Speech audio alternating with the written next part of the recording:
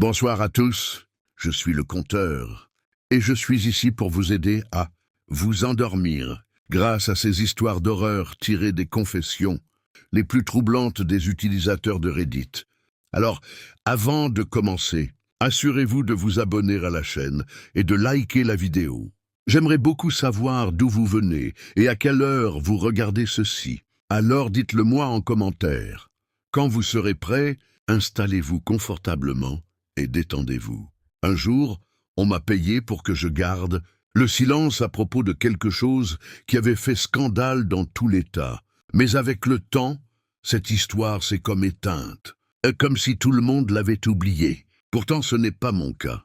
Je sais que personne ne peut me retrouver à travers ce site Reddit. Alors j'ai décidé de la raconter, aussi comme un moyen de me libérer de ce poids que je porte dans l'âme depuis des années.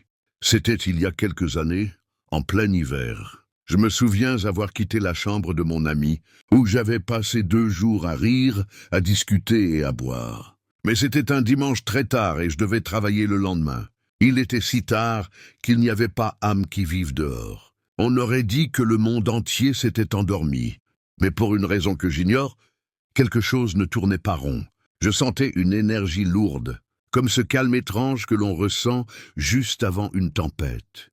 Je ne me rappelle plus pourquoi. Mais j'ai décidé de rentrer chez moi à pied au lieu de prendre un taxi. À vrai dire, je n'étais pas très lucide à ce moment-là. J'étais encore un peu ivre, et mes pas étaient maladroits. Soudain, sans trop savoir pourquoi, j'ai tourné dans une ruelle que je ne prenais jamais, comme si quelque chose ou quelqu'un m'y poussait, sans que je puisse l'en empêcher. Je me suis retrouvé dans une rue complètement vide, sans personne autour. J'ai levé les yeux, espérant me repérer, retrouver mes repères, mais tout semblait étrange et méconnaissable. Comment était-ce possible que je ne reconnaisse pas mon propre quartier, moi qui y vivais depuis presque 8 ans? Et juste au moment où je me posais la question, j'ai vu une voiture garée non loin, les phares encore allumés.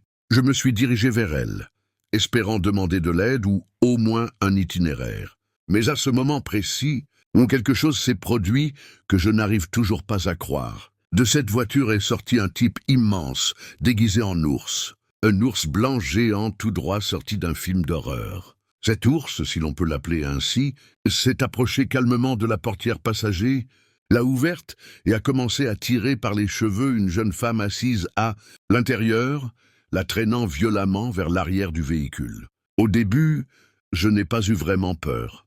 Je me suis dit que c'était une mise en scène, une vidéo virale pour les réseaux, une de ces tendances folles à la mode. La fille tentait de s'échapper, de fuir, mais l'ours la tenait fermement et soudain, il a commencé à la gifler violemment jusqu'à ce qu'elle tombe au sol en pleurant. Dans mon ivresse, cela m'a semblé presque amusant, comme si c'était une scène très bien jouée. Mon esprit embrouillé par l'alcool ne me permettait pas encore de voir clair. Mais tout a changé en un instant. Alors que la fille était allongée par terre, l'ours a sorti une arme de la boîte à gants et l'a pointée directement sur sa tête. La situation a basculé en 1 seconde.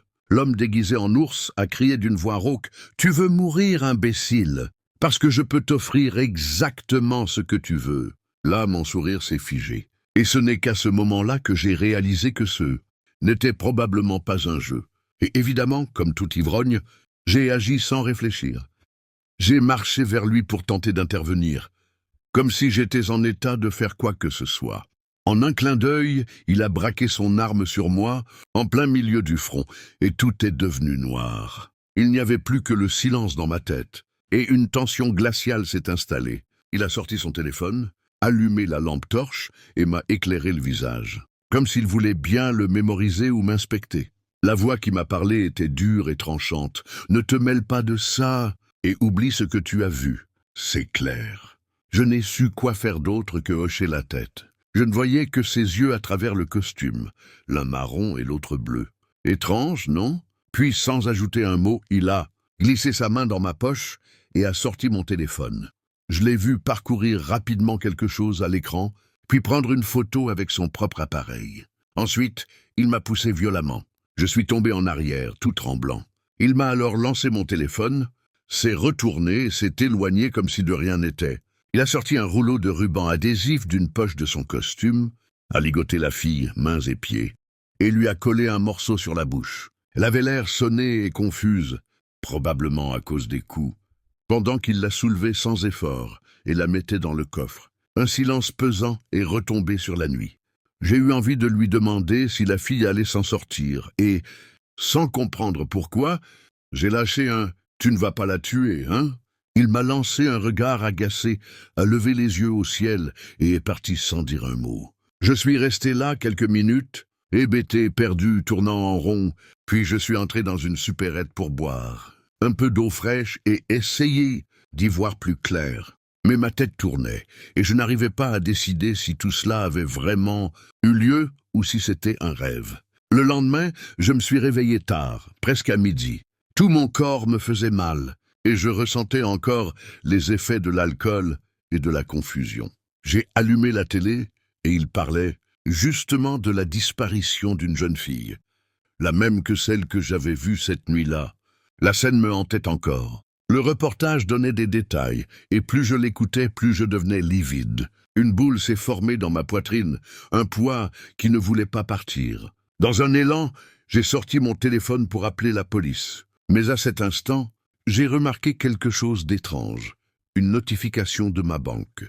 En l'ouvrant, j'ai vu qu'une somme d'argent que je n'avais jamais reçue avant venait d'apparaître sur mon compte. Et ce n'était pas une petite somme. C'était un montant considérable. Le doute m'a envahi, et la peur aussi. Et si ce type m'avait retrouvé? Et s'il savait où je vivais? Pas besoin d'explication. Cet argent venait de l'ours. C'était le prix de mon silence. À ce moment-là, j'avais désespérément besoin de cet argent. Alors, je me suis retrouvé face à un dilemme moral. Mais au final, je n'ai pas voulu le rendre. J'ai compris que cela ne ferait que me mettre en danger. Je sentais que je ne pouvais rien faire d'autre que me taire. J'ai suivi les actualités de manière obsessionnelle, espérant des réponses, mais il ne restait aucune trace de cette fille, de cette pauvre âme disparue cette nuit-là, comme si elle s'était évaporée de la surface de la terre. Aucune piste, aucun témoin. Dans ma tête, je priais pour qu'elle soit encore en vie. Je fantasmais sur l'idée qu'elle avait peut-être réussi à s'échapper et qu'elle se cachait quelque part. Mais plus le temps passait sans la moindre réponse, plus la culpabilité me rongeait. J'avais l'impression de devenir fou. Finalement, j'ai envoyé une bonne partie de cet argent à des associations qui viennent en aide aux enfants et aux animaux en détresse, comme une tentative désespérée d'alléger ma conscience. Mais pour être honnête, garder un secret aussi sombre a été un châtiment immense dans ma vie. Hier, alors que je marchais dans le quartier avec un ami, je suis soudain tombé sur un type aux yeux différents. L'un bleu, l'autre marron, exactement comme ceux de ce type. Et cette nuit-là, je me suis figé en croisant ce regard froid, sans âme, fixé sur moi. J'ai eu la chair de poule. J'ai su immédiatement qu'il m'avait reconnu, qu'il savait exactement qui j'étais, et cela m'a paralysé. Tout est devenu flou, et j'ai senti mon cœur battre si fort qu'il aurait pu exploser à tout instant. Une fois rentré chez moi, j'ai essayé d'appeler le 911 pour faire un signalement, mais la voix de l'opératrice résonnait comme un simple écho dans ma tête.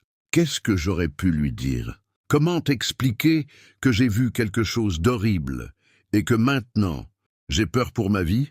La vérité, c'est que j'ai peur, et je ne sais pas si je devrais parler ou continuer à me taire pour me protéger, parce qu'au final, qui sait ce qu'il pourrait m'arriver si ce type découvrait que je l'ai dénoncé? Alors, je continue à porter ce poids immense sur la conscience, en sachant que parler, c'est risquer de subir le même sort que cette pauvre fille. Cela m'est arrivé il y a quelque temps, et rien que d'y repenser, j'en ai encore les poils qui se dressent.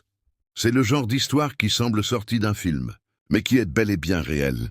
Honnêtement, je ne sais pas si je devrais en être reconnaissant, ou souhaiter que cela ne soit jamais arrivé, car cette affaire s'est transformée en une sorte de malédiction plutôt qu'un don. Tout a commencé un jour banal, un mardi, la routine comme toujours. Mon facteur est arrivé, il a déposé le courrier, les factures, les pubs, rien d'inhabituel. Mais ce matin-là, quelque chose d'étrange s'est produit. Au lieu de laisser son paquet habituel dans la boîte aux lettres, il a frappé à la porte. Quand j'ai ouvert, j'ai eu tout de suite une drôle d'impression. Ses yeux étaient vitreux, son regard lointain, comme s'il était ailleurs. Il m'a fixé et a murmuré presque mécaniquement. Une fois, j'ai volé une lettre. Sa voix était froide et mécanique. Elle semblait venir de quelqu'un d'autre. Puis il a continué. Il y avait un billet de loterie à l'intérieur, avec les numéros gagnants, et je l'ai gardé. La famille qui l'avait envoyé a tout perdu en attendant cet argent. Il parlait d'un ton monotone et étrange. Juste après ces mots, dans un geste bizarre, il a cligné des yeux et m'a tendu le paquet avec un sourire tendu, presque angoissé, en disant « Bonne journée ». Puis il est reparti en sifflotant comme si de rien n'était. Moi, encore sous le choc, j'ai à peine eu la force d'atteindre les toilettes pour vomir. Cette révélation est restée bloquée dans ma tête, impossible à effacer.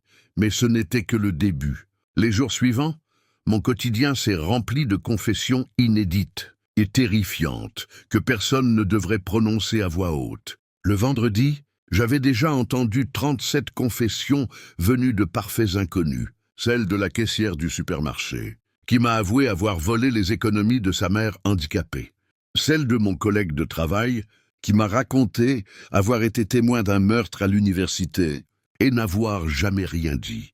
Et même l'histoire de ma voisine, qui a fini par admettre qu'elle avait enterré son propre bébé dans le jardin, il y a plus de 20 ans, alors qu'elle avait toujours dit qu'il était mort à l'hôpital. Le plus terrifiant, c'est que toutes ces confessions suivaient le même schéma. Ce regard vide, ces yeux vitreux, comme s'ils livraient leurs secrets à une force, invisible capable de lire leur âme, sans avoir conscience de ce qu'ils disaient. Puis, en un clin d'œil, ils redevenaient normaux, sans souvenir de rien. Et moi, je restais là, à porter ces vérités atroces, comme si j'étais devenue la gardienne de tous leurs péchés. J'ai essayé de bloquer tout cela avec des lunettes de soleil, mais ça n'a servi à rien. Les confessions continuaient d'arriver, par message, par note, par mail, ou même en face à face. On aurait dit que ces vérités se filtraient jusque dans mon téléphone, jusque dans mon esprit. Ma boîte mail se remplissait d'horreurs, adultère, trahison, violence, meurtres non résolus. J'ai tenté de les ignorer, de les supprimer, mais rien n'y faisait. Le soir, je ne pouvais pas dormir. Dans ma tête résonnaient toutes ces confessions, toutes ces fautes, et mon esprit en était saturé. Il y en avait tellement que j'ai fini par les classer. Délits mineurs, treasons, crimes graves, mais certaines étaient inoubliables. Elles restaient tapies dans un coin sombre de mon esprit, prêtes à surgir dans mes cauchemars. Puis un jour, mon père est venu chez moi. C'était un dimanche. Il avait apporté un grand plat de lasagne, celle que ma mère préparait quand j'étais enfant. Il m'a souri et m'a tendu la main depuis la table. Mais au moment où nos regards se sont croisés, un frisson m'a parcouru tout le corps. Mon cœur s'est serré. Et soudain, sa voix s'est faite glaciale, plate. « Ta mère n'est pas morte d'un cancer. » Je suis resté pétrifié. Je l'ai lentement empoisonnée des mois avant sa mort. A-t-il continué sans changer d'expression? J'ai modifié ses médicaments. Je l'ai droguée petit à petit pour qu'elle ne se débatte pas, pour qu'elle ne sache rien. Elle voulait me quitter, te quitter, et je ne pouvais pas le permettre. Je ne pouvais que le fixer, les yeux écarquillés. Et dans un geste que je ne comprends toujours pas, il a commencé à rire. Puis il a ajouté qu'elle n'était pas la seule, qu'il l'avait fait plusieurs fois, mais de façon différente. Puis, avec un calme dérangeant, il m'a demandé si je voulais encore du pain à l'ail. Je me suis levé d'un bond, les entrailles retournées, et j'ai vomi tout ce que j'avais mangé. Quand je suis revenu au salon, il était là, en train de faire la vaisselle, fredonnant. La chanson que chantait ma mère, tout est devenu un cauchemar à ce moment-là. Cette nuit-là, ma tête ne m'a pas laissé dormir. J'ai commencé à chercher sur Internet tout, ce que je pouvais trouver sur des morts inexpliquées, des cas étranges de cancer, des meurtres non élucidés. Et là, j'ai compris quelque chose d'horrible. Les nombreux voyages de mon père, au fil des années, coïncidaient avec ses morts. Les schémas, les noms, les affaires, tout émergeait dans mon esprit comme un puzzle macabre. Finalement, j'ai appelé la police pour leur raconter ce que je savais. Mais comment dire que mon père avait tout avoué, mais qu'il ne se souvenait de rien? Et pire encore, comment expliquer que j'ai cette capacité affreuse à faire révéler aux gens leurs secrets, même contre leur gré? Imaginez ce que cette révélation m'a fait. Elle m'a brisé. Mais après mûre réflexion, j'ai décidé d'agir. J'ai invité mon père à dîner, avec la même recette de lasagne que préparait ma mère, et je l'ai observé manger chaque bouchée. Ses yeux se sont illuminés un instant lorsqu'il aperçut une amertume aux notes d'amande. Mais c'était trop tard. J'avais glissé dans son plat ce qu'on appelle le sérum de vérité, une drogue qui empêche de mentir. À cet instant, mon instinct a été plus fort que ma peur. Dans un geste désespéré, je me suis levé et je me suis posté à ses côtés. Je lui ai dit « Avoue tout ce que tu as fait pendant toutes ces années !»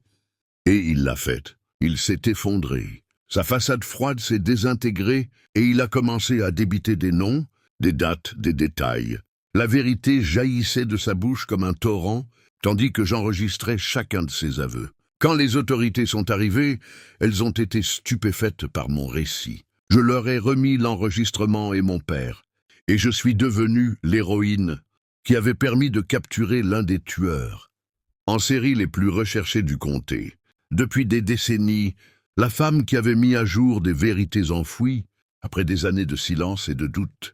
Mais le poids à porter était immense. Aujourd'hui encore, chaque fois que je visite la prison, je croise le regard des détenus, comme si je pouvais encore y lire d'autres vérités. Je porte toujours des lunettes de soleil, et chaque fois que je me regarde dans le miroir, j'ai l'impression qu'une autre voix, une autre ombre, me regarde depuis l'intérieur, car je sais que chaque confession extirpée de ces cœurs brisés, de ces esprits malades, vient s'ajouter à cette collection obscure que je porte dans mon âme.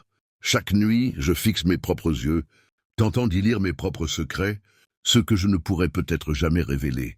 Certains secrets sont trop sombres, et certaines charges, peu importe notre volonté, ne peuvent être partagées.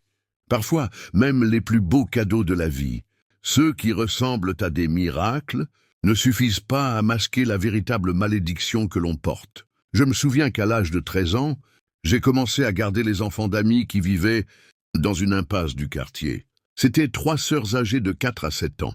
En vérité, le quartier ressemblait à ces films américains des années 50, très soudés.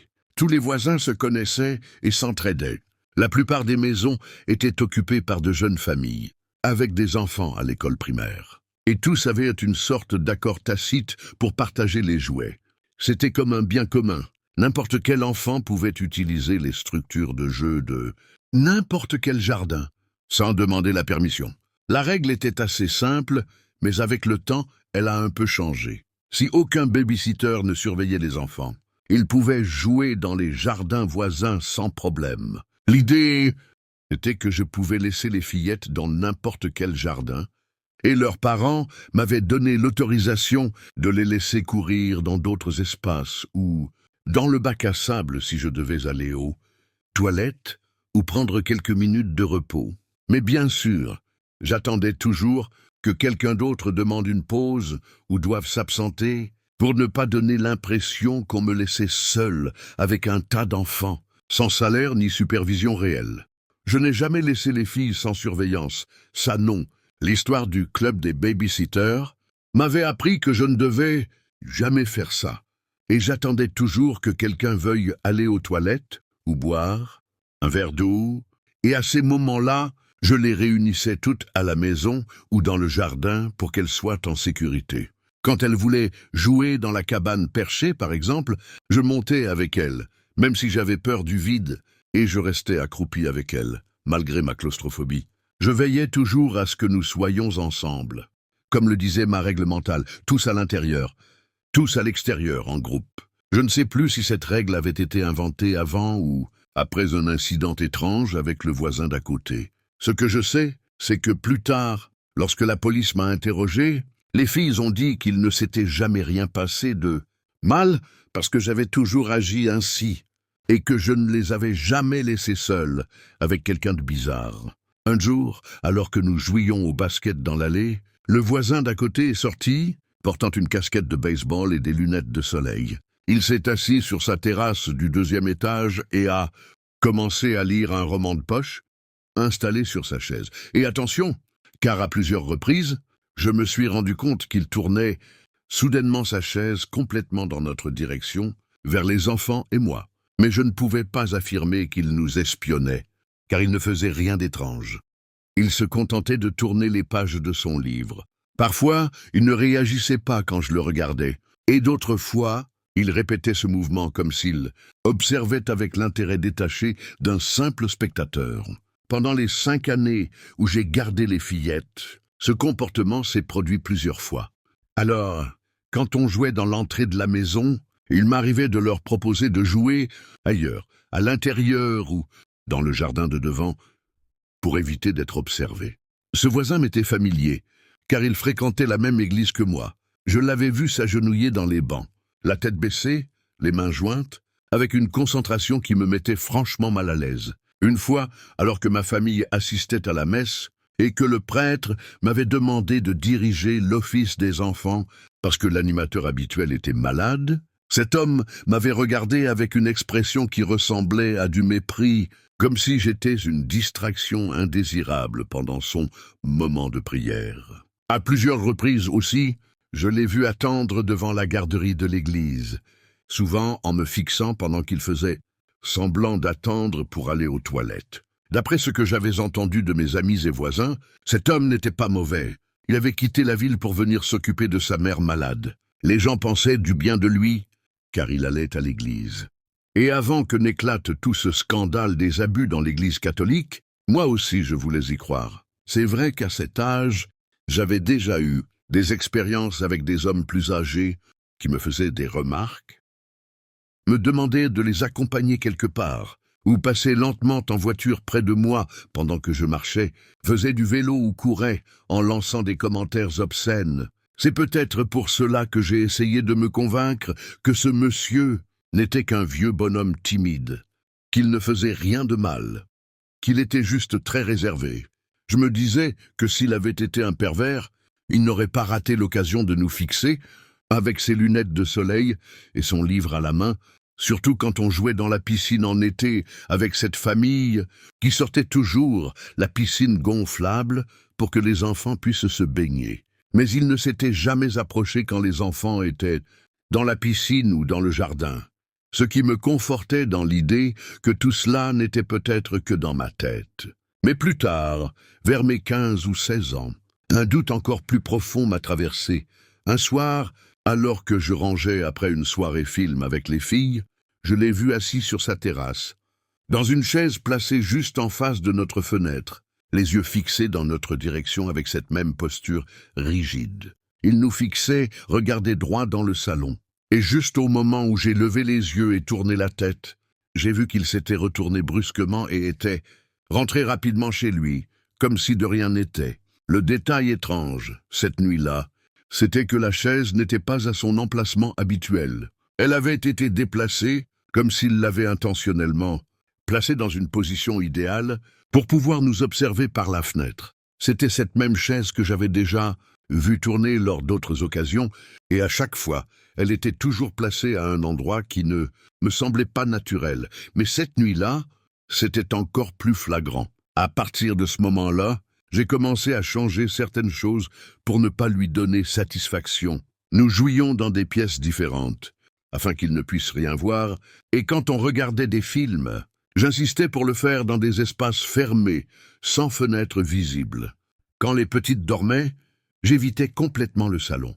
Je circulais dans toute la maison et faisais en sorte de ne jamais rester dans le champ de vision de la fenêtre. Mes parents ont remarqué ce changement dans mes habitudes et me disaient que je pouvais continuer à regarder la télé dans le salon si je le voulais. Mais je ne leur ai rien dit, car je pensais que c'était peut-être dans ma tête, que je devenais paranoïaque à cause de tout ce que j'avais vécu et de ce que je ressentais à ce moment-là. Mais ensuite, à 17 ans, une nouvelle est tombée à la télévision. Un homme de notre ville avait été arrêté lors d'une opération secrète menée par la police. L'histoire était troublante. Selon les informations diffusées, il aurait été impliqué dans des comportements gravement inappropriés, et la police avait découvert chez lui du contenu numérique profondément perturbant. C'était lui, mon voisin. Certains amis m'ont appelé pour me demander ce que j'en pensais, à quel point je croyais que ce voisin pouvait être dangereux, et si tout cela était vrai. Je leur ai simplement dit que c'est ce que j'avais entendu aux informations, que cet homme n'était pas celui qu'il prétendait être. La police avait découvert un blog où il exprimait une obsession malsaine pour l'une des fillettes qui vivait juste à côté, précisément l'une de celles que je gardais. Ses écrits étaient glaçants. Il y décrivait des plans pour l'attirer quand elle monterait, seule jouer dans la cabane perchée, et des moyens de la faire disparaître, ou de profiter d'un moment d'inattention de la babysitter. La majorité du contenu tournait autour d'idées déformées liées à des enlèvements, et même à des pensées violentes dirigées contre la babysitter dans le but de garder l'enfant pour lui seul. Dans ses notes, il fantasmait sur le comportement des nounous dans les films, les imaginant en train de discuter au téléphone, avec des amis ou de flirter au lieu de surveiller les enfants. Mais au fur et à mesure que j'ai grandi, et qu'il s'est rendu compte que je ne me comportais pas comme ça, ses pensées, jugées particulièrement dangereuses par la police, ont commencé à se concentrer sur des scénarios où il m'éliminerait pour ensuite s'enfuir avec l'enfant. Après avoir interrogé les filles pour savoir si elles avaient un jour ressenti quelque chose d'étrange, la police a suggéré que son obsession et ses comportements, pendant que je gardais les enfants, révélaient peut-être quelque chose de plus profond. L'idée qu'il ait réellement pu élaborer un plan concret m'a glacé d'effroi. À ce moment-là, j'ai compris que je n'étais ni paranoïaque ni folle. C'était mon instinct qui parlait, et il avait raison. Je n'étais peut-être pas la plus vulnérable dans cette situation. Mais ce type, cet homme apparemment discret et maladroit, était en réalité un danger potentiel. Peut-être bien pire. Heureusement, nous ne nous sommes plus jamais croisés. Et personne ne souhaite que cela se reproduise. Je suis prêtre. Et honnêtement, ce que je m'apprête à raconter me pèse énormément. Mais je ressens le besoin irrépressible de l'extérioriser, de parler à quelqu'un, même ici, anonymement. Je sais que je ne devrais pas raconter cela, qu'un secret de confession ne doit jamais être rompu. Mais dans ce cas précis, je pense qu'il existe des exceptions. Cet homme, celui qui venait régulièrement au confessionnal, portait en lui quelque chose de profondément sombre. Et je ne peux pas rester silencieux. J'ai besoin que quelqu'un m'écoute, ne serait-ce qu'une fois. Je suis prêtre depuis longtemps. J'ai l'habitude des confessions, des visages familiers, des pardons demandés. Mais cet homme-là, cette silhouette que je voyais presque tous les jours, n'était pas comme les autres. Ce jour-là, il est entré sans dire un mot, s'est dirigé droit vers la cabine de confession, sans décliner son nom, ce que beaucoup font. Mais dans son cas, ce n'était pas qu'un simple anonymat. C'était comme s'il attendait ce moment depuis longtemps. Il portait un pull gris, avec la capuche si basse sur son visage que je ne pouvais distinguer aucun trait. Il semblait dissimuler complètement son identité. Je ne voyais que des ombres à l'endroit où aurait dû être son visage. Cela ne m'a pas surpris. Certains recherchent un anonymat total, au point de disparaître dans le silence même de la confession. J'ai fait ce que je fais toujours. J'ai ouvert la petite fenêtre, les salué avec les mots habituels, et les invité à se confesser. Mais ce qui a duré le plus longtemps, c'était le silence. Il est resté là, muet, comme s'il réfléchissait à ce qu'il pouvait ou ne pouvait pas dire. Je lui ai laissé du temps, pensant qu'il ne savait peut-être pas comment commencer. Puis je lui ai posé la question, « Que voulez-vous confesser ?» Il y a eu un long silence, puis tout à coup il a parlé. Il a juste dit ces mots, « Je suis allé dans la forêt ». Il n'a pas dit ce qu'il y avait fait, ni s'il avait commis une faute. Rien de plus, juste ça. Comme si cela suffisait à avouer un péché. J'ai été surpris, mais j'ai pensé qu'il était peut-être chasseur, qu'il avait abattu un animal et que cela le tourmentait. Peut-être s'agissait-il de sa première chasse. J'ai voulu qu'il continue, alors je l'ai invité à parler davantage. Il a alors commencé à me raconter l'existence d'une petite clairière au milieu des arbres, où l'herbe était plus verte et plus vive qu'ailleurs dans la forêt. Il a aussi parlé d'une cabane cachée là, entre les troncs. Mais après cela, il s'est de nouveau tu. L'atmosphère est soudain devenue étrange, pesante. Je ne savais plus quoi penser. Je lui ai demandé pourquoi il considérait cela comme un péché. Sa réponse m'a glacé. Au lieu de parler, il a éclaté de rire, un rire troublant, presque dément. Ce rire m'a donné la chair de poule. C'était l'un de ces rires malsains, ceux qui révèlent un malaise profond, une faille terrible. Il n'a plus rien dit. Il s'est levé sans un mot et est parti, me laissant seul sous le choc, à me demander si tout cela n'avait été qu'une mauvaise plaisanterie ou le délire d'un esprit troublé. J'avais pensé que je ne le reverrais jamais, mais je m'étais trompé. Bien sûr, le lendemain, il était de retour, marchant tranquillement vers le confessionnal, comme si de rien n'était. Sa présence ne me surprit pas tant que ça, mais elle me mettait profondément mal à l'aise. Il était évident qu'il s'attendait à ce que je le suive, comme s'il savait que je ne pouvais pas le laisser seul dans cette pièce. Poussé par mon devoir, je n'avais pas d'autre choix que de l'accompagner. J'espérais, au fond de moi, qu'il clarifierait peut-être cette étrange confession qui m'avait tant troublé la première fois. J'avais longuement repensé à ce qu'il avait dit sur la forêt, mais cette fois, il commença simplement en disant qu'il ne dormait plus très bien ces derniers temps. Je lui ai répondu que moi aussi, j'avais connu des nuits d'insomnie récemment. Puis, à nouveau, je lui ai demandé pourquoi il considérait cela comme un péché. Et encore une fois, la scène se répéta. Il lâcha ce même rire dérangeant, ce rire inquiétant qui me glaçait le sang. Rien d'autre, juste ce rire presque maniaque, comme s'il savourait quelque chose de profondément sinistre. Puis il s'est levé et était parti. Je ne pus m'empêcher de frissonner, mais j'ai tenté de ne pas trop y penser. Il y avait aussi d'autres fidèles qui fréquentaient l'église, en dehors des messes du dimanche. Une jeune femme, par exemple, qui s'asseyait toujours au premier rang et priait en silence. Parfois, nous échangions quelques mots, et je la trouvais toujours très polie, très douce. Ce jour-là, elle m'a vu sortir du confessionnal, troublée, et m'a demandé si j'allais bien. Je lui ai répondu que oui, et je l'ai remerciée pour sa gentillesse. Elle semblait sincèrement bienveillante, et cela m'a apporté un peu de paix, au milieu de toute cette agitation intérieure. Lors de sa visite suivante, elle m'a confié qu'elle avait l'impression d'être observée chez elle. Elle ne se sentait plus en sécurité, et priait pour que cette sensation d'angoisse s'en aille. Cela m'a inquiété, et cette nuit-là je n'ai presque pas dormi. Mon esprit était habité par elle, et par cet homme, dont la présence devenait chaque jour plus dérangeante. Le pire, c'est que ces visites devenaient de plus en plus fréquentes. Depuis la première fois où il avait parlé de la forêt et de son insomnie, il répétait cette histoire encore et encore, exactement dans les mêmes termes, comme s'il était coincé dans une boucle. Même ton, même mot, même pause, une routine inquiétante, comme un disque rayé. Et le lendemain de ma conversation avec la jeune femme, j'ai remarqué quelque chose d'étrange chez lui.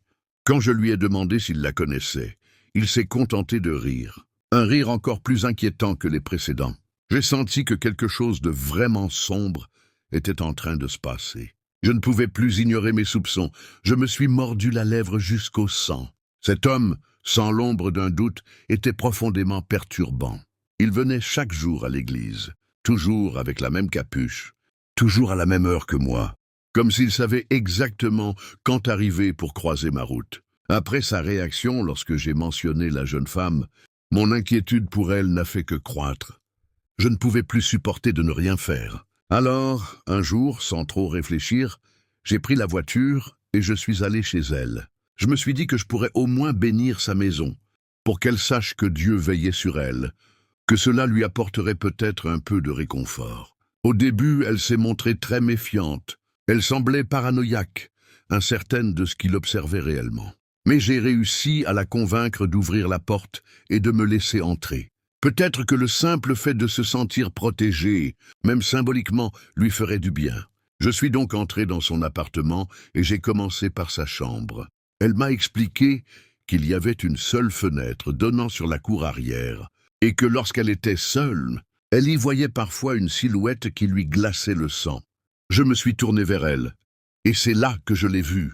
Dans le coin, parfaitement immobile, cette silhouette encapuchonnée, silencieuse, figée devant la fenêtre. Je suis immédiatement passé en alerte. Je savais que je devais faire quelque chose. Je me suis alors avancé vers cette ombre sans visage, sans expression. Elle semblait juste être là, comme si elle voulait dire quelque chose, mais ne le pouvait pas, ou ne le voulait pas. À ce moment précis, j'ai senti quelque chose en elle me transpercer. Une présence si lourde, si obscure, que je ne pouvais plus détourner le regard. Je ne cessais de me demander quelle noirceur pouvait bien se cacher derrière cette silhouette. Que se passait-il vraiment dans cette forêt? Dans cette cabane dont il parlait, nous sommes restés là, dans ce silence suspendu, quelques secondes qui m'ont paru durer une éternité. Et soudain, sans le moindre avertissement, elle s'est mise à rire. La fenêtre était fermée. Le verre reflétait la pénombre de la pièce. Et pourtant ce rire rauque, brutal, résonnait dans toute la chambre, comme s'il venait d'être soufflé juste devant moi. Il traversait l'espace, entrait dans ma peau. Je me suis mis à me gratter violemment, comme si je pouvais arracher cette sensation, cette tension qui me possédait. Et puis, la jeune femme a crié. Elle a hurlé que je devais partir, que je ne devais plus jamais revenir. Tout s'est figé dans ma tête. J'étais dans le noir.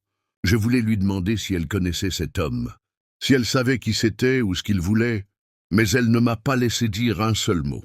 Elle a simplement crié de toutes ses forces que je devais partir de chez elle, que je ne devais jamais revenir. Elle pleurait de manière incontrôlable et, en réalité, plus que de me repousser, elle semblait me chasser avec une panique désespérée.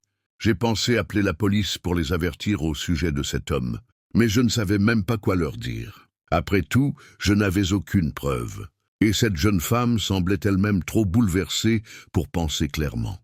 Après cela, ce même homme sombre, a continué à venir à l'église comme toujours. Chaque jour, sans exception, mais quelque chose avait changé dans sa manière de se confesser, dans ses silences, dans la façon dont il disait les choses. Je me souviens très bien de ces mots. « Ne tentez pas de m'enfermer, mon père. » Cette phrase s'est gravée dans ma mémoire. Il la prononçait d'un ton froid et tranchant, comme s'il était véritablement en colère. Sa voix était cruelle et implacable, et chaque fois que je l'entendais dire cela, un frisson glacé me traversait le dos. Puis il ajoutait, avec un calme effrayant, « J'ai été enfermé trop longtemps. » Et cette phrase, cette simple phrase, me glaçait encore davantage. Ce qui m'a le plus angoissé, c'est que la jeune femme que j'avais mentionnée plus tôt, celle qui venait toujours prier en silence, n'est plus jamais revenue à l'église. Quant à lui, il continuait sa routine, comme un automate, répétant les mêmes confessions, les mêmes mots, encore et encore. Toujours cette histoire de forêt et d'insomnie, comme s'il était prisonnier d'un cycle infernal. J'ai essayé de le piéger. J'ai tenté de sortir en même temps que lui, dans l'espoir d'apercevoir son visage, ne serait-ce qu'un instant, mais il disparaissait toujours au moment exact où les portes s'ouvraient. C'était comme s'il savait exactement quand sortir et comment me semer. Ne sachant plus quoi faire, j'ai fini par me rendre dans cette clairière dont il parlait sans cesse. Je voulais voir de mes propres yeux si tout cela existait réellement. Et en arrivant, j'ai constaté que l'herbe y était effectivement plus verte, plus vive, presque lumineuse autour d'une petite cabane cachée, entre les arbres. En m'approchant de cette cabane, une sensation étrange m'a envahi, un vertige profond, une sorte de malaise irréel. Mais juste au moment où j'allais toucher la poignée de la porte, j'ai été saisi par un froid glacial. Et ma tête est devenue floue. En quelques secondes, j'ai perdu conscience de tout. Le souvenir suivant que j'ai, je ne sais pas combien de temps après, c'est d'être assis à nouveau dans le confessionnal, face à cet homme étrange, toujours dissimulé sous sa capuche. Et à cet instant, il m'a posé une question, de cette voix glaciale et sans émotion. « Quand as-tu dormi pour la dernière fois ?» Je n'ai pas su quoi répondre. Rien ne me venait.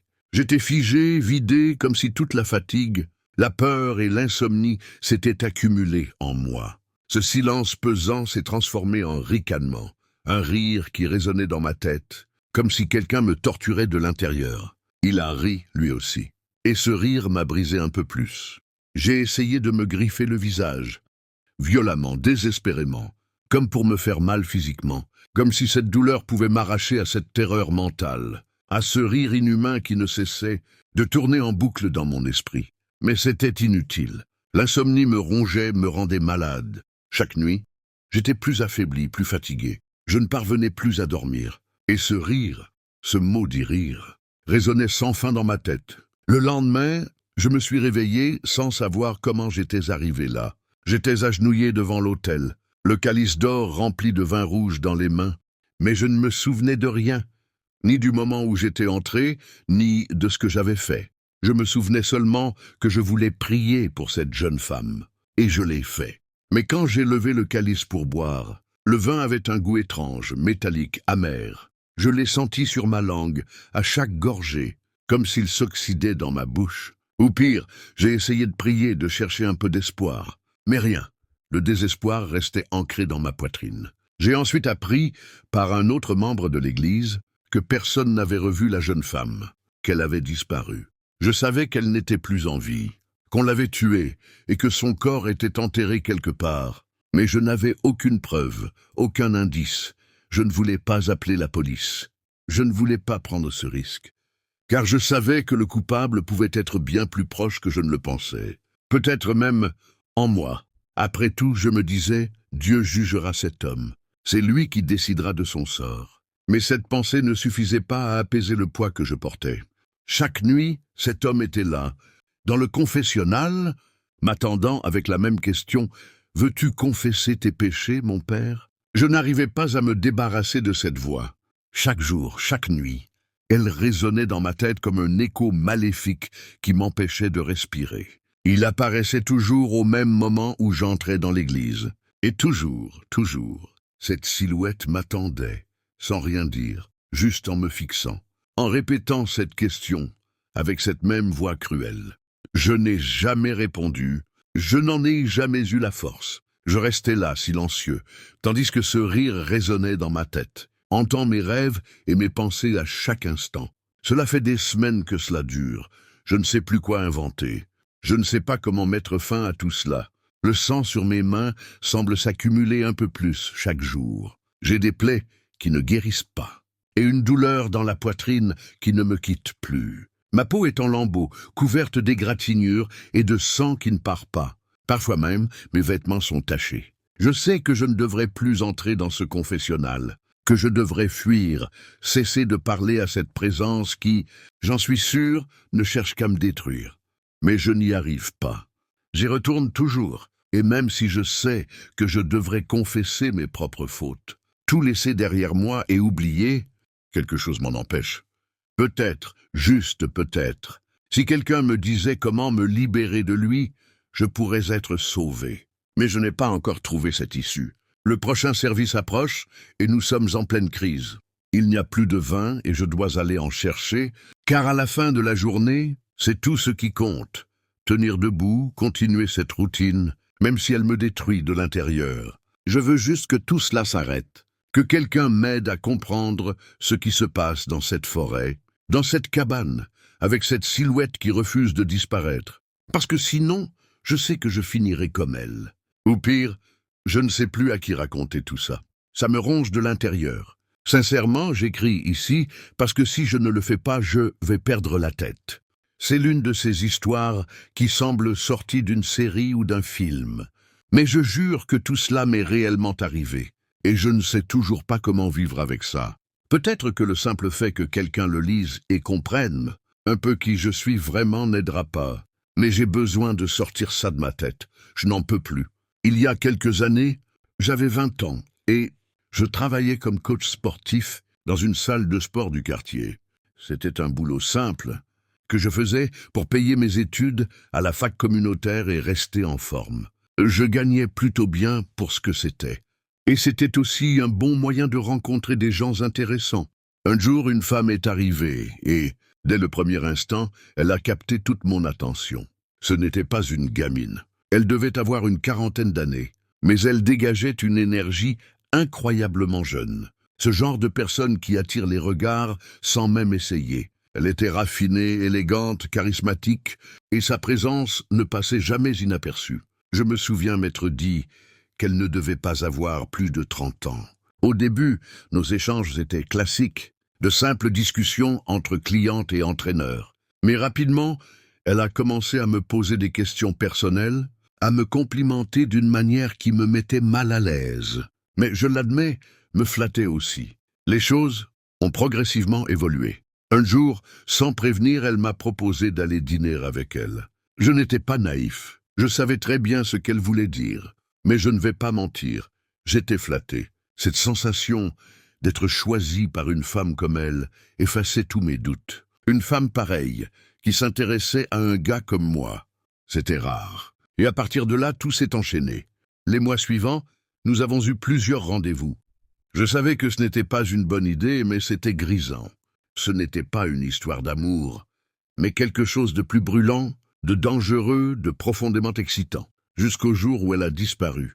Elle a dit que ce n'était pas juste, qu'elle ne pouvait pas continuer, que son âge et sa situation ne le permettaient pas.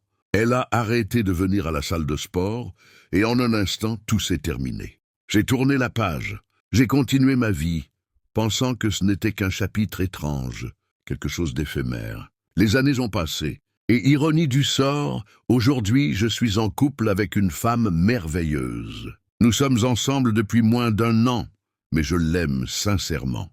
Elle est brillante, drôle, douce. Elle a ce charme naturel qui illumine chaque pièce où elle entre. Alors, quand elle m'a invité à rencontrer sa famille, j'étais nerveux, mais aussi très enthousiaste. Je voulais vraiment faire bonne impression. Nous sommes allés chez eux.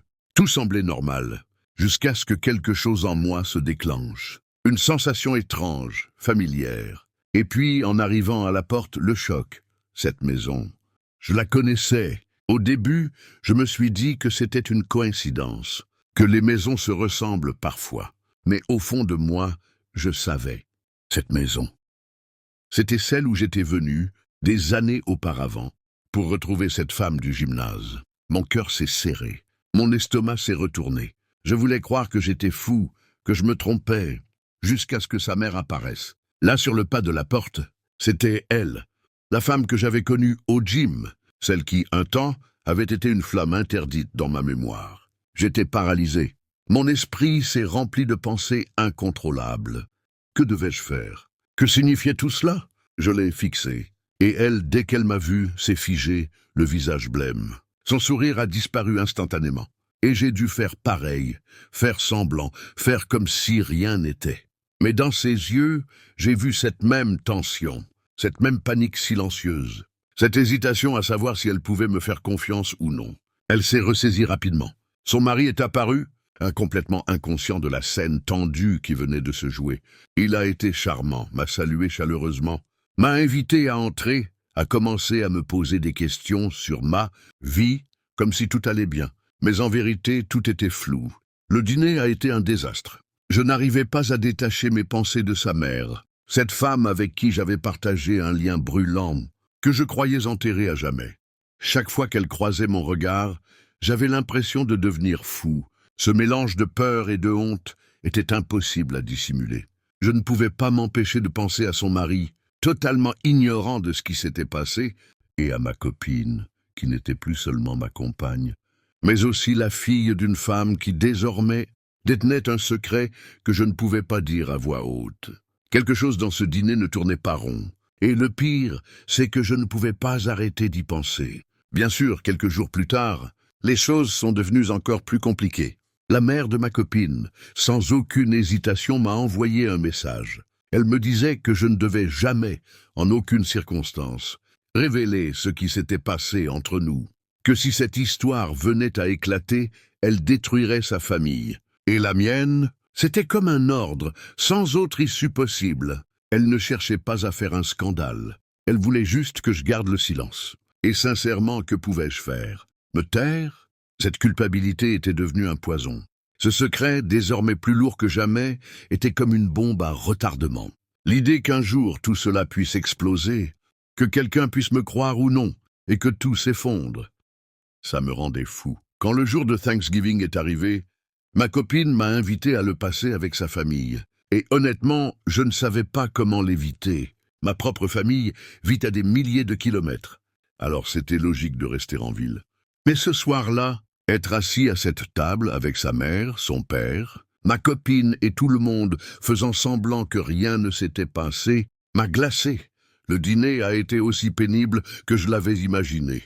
La mère me regardait à peine, et quand elle le faisait, c'était par de brefs regards, lourds de silence, comme des poignards dans la poitrine. Le père, lui, semblait ailleurs, lançant des blagues, riant, comme si rien de tout cela n'était réel. Et ma copine, heureuse de voir toute sa famille réunie, ne faisait qu'amplifier ce sentiment de malaise. C'était comme vivre dans un mensonge gigantesque, une pièce de théâtre dans laquelle chaque geste était chargé de tension. Honnêtement, je ne sais plus quoi faire. J'aime cette fille, mais ce secret est en train de me ronger. Chaque fois que je la regarde, j'ai l'impression de la trahir. Chaque fois que je pense à sa mère, je ressens cette culpabilité écrasante. Je sais qu'elle veut tout ignorer, faire comme si rien ne s'était passé. Mais moi, je ne peux pas l'effacer de ma mémoire. Je pense à ce qui arriverait si un jour tout cela éclatait. Qui me croirait? Comment les gens réagiraient-ils? En réalité, je ne pense pas que quelqu'un me croirait. Parce que ce qui s'est passé est si étrange, si sombre que ça semble irréel. Et pourtant, pour moi, c'est une vérité que je porte chaque jour. Je ne demande pas que tout cela disparaisse demain. Mais si un jour cette histoire devait éclater, je sais que je n'aurai aucune échappatoire. La culpabilité, la honte, ce poids dans ma poitrine, je les porterai toujours. Je peux seulement espérer que si cela arrive, ça ne me détruira pas entièrement. Pour l'instant, je garde tout ça pour moi. Je vis avec ce secret, comme un lecteur solitaire qui ne veut pas que les autres sachent ce qu'il a découvert.